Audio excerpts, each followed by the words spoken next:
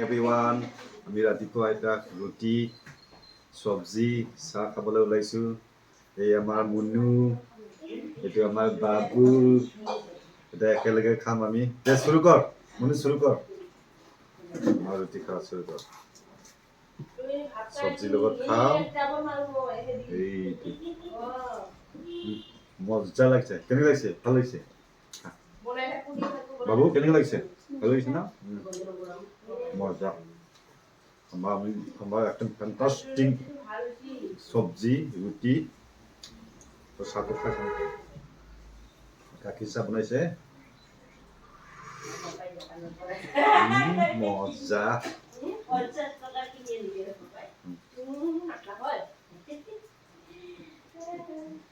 দেখা